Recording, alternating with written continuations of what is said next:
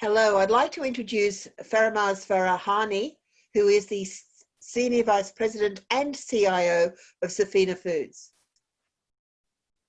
Thank you. Hello, and thank you for the opportunity. So can you please describe your role as Senior Vice President and CIO of Sofina Foods? I have been with Sofina for 18 months, and I was hired with the mandate to transform IT. Prior to me joining the organization, IT was managed as a tactical team.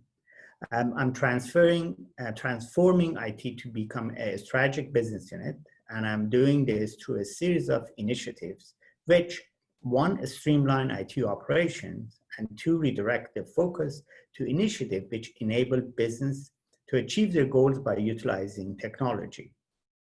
In order to do this, I have initiated a number of projects, and I introduced or enhanced processes such as portfolio management, project management, business analysis, and also introduced a number of KPIs to measure the progress. That is my role at Sofina. Would you please describe the business of Sofina Foods in normal times? For instance, who are your customers and who are your suppliers? Absolutely. But let me start with a bit of a background. Sofina Foods started in 1995 with 60 employees. Today, we employ 5,000 individuals. Our facilities are located across Canada and include 16 processing plants, 2 distribution centers, and 3 hatcheries. We are one of Canada's leading manufacturers of primary and further processed protein products for retail and food services, as well as international market. We manufacture pork, beef, turkey, chicken, and fish products. We are also the exclusive distributor of a number of Italian food products in Canada. We are in a B2B business, and our top few customers cover majority of our sales, and they include Costco, Loblaws, and Subway. We also sell to a number of independent Italian groceries and deli stores. Our suppliers are primarily hog, chicken, and turkey farmers, as well as beef and fish producers. But we also have a number of smaller suppliers who supply us with ingredient which goes into our deli products and provide us with necessary packaging for our product. In a nutshell, that's our business.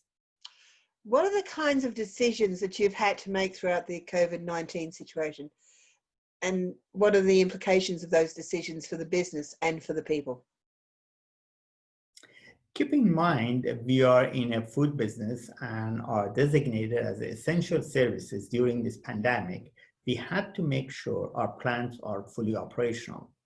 To ensure this, initially we moved out anyone who could have worked remotely out of our offices and plants to reduce the risk of infection. So initially the focus was on setting up remote access for employees who typically didn't work remotely. That included VPN setup, laptop, and other job-specific digital devices. Once we managed to get the non-essential employees out of the offices, we had challenges with our video and phone conferencing services being overloaded and sometimes taking many tries before joining a call. It was a lot of work and we had some glitches, but we managed to get it done. Business had to adjust too. Before you could walk over and speak with your colleague, now you have to look for a free time in multiple people's calendar, schedule a call, and then that pretty much takes longer. For years, we tried to co-locate employees to increase productivity, and now we have to maintain the same productivity with individuals working remotely. Our sales and supply chain teams had to adjust too. A large percentage of our product were made and packaged for restaurant and deli counters. And pandemic had a substantial negative impact on those businesses. So our plant operation had to adjust too. We spent many years optimizing our production and maximizing our yield by taking out the inefficiencies. Then in a few weeks, we need to scrap all that and implement drastic changes due to shifting customer demand. It hasn't been without its challenges, but we have managed through it. Now, without giving away any company secrets, what's your plan to exit this situation and to cope with whatever you call the new normal?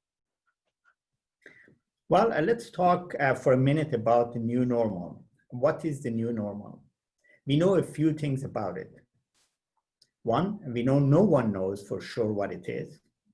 Two, for some people, it's already started, and for others, it is sometime in the future. Three, it will be difficult depending on, it will be different depending on where you live, the industry or sector you work in, and type of work you are doing. So I believe the new norm will include a few new trends, such as additional focus on local production, particularly when it comes to food and medical supply. But I believe for most part, it will be acceleration of existing trends, such as remote work, online shopping, and e-learning. Frankly, I don't think our current focus is to exit the situation, which really depends on when there is a vaccine or a cure. So our focus is to cope with the situation as we may be in it for a while. Given this, we have set up two committees, which meets daily. The first committee mandate is health and safety related issues, including new positive COVID cases and our response, preparing guideline and communication to keep our internal and external stakeholder informed. They include employees, a union, various government agencies, and our vendors and customers. Also, that group also monitor absenteeism and address root causes, monitor our competitor and the impact of COVID to their business as it directly impacts our ecosystem. The second committee views sales, order, production, and on daily basis adjust the plan to meet the changing customer demand.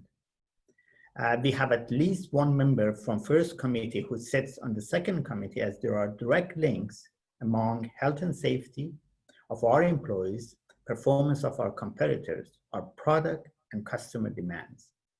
Needless to say, we have made a number of changes to our production line, including technology aspect to accommodate the shifting demand, including running additional shift on weekends at our primary meat processing plant, slowing down production in further processing plant. So it has been a roller coaster ride, but we are getting the hang of it. As a final thought, now what lessons would you like to share with other CIOs and technology leaders? My message is simple. Watch the trends closely. Yeah. Monitor the impacts of the new trend on your business.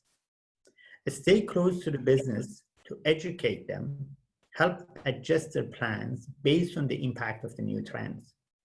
And finally, be agile. This is a new paradigm and you have to be ready to adapt to new processes and then readapt soon after that. Again, the mantra that change is the only constant is truer today than ever before.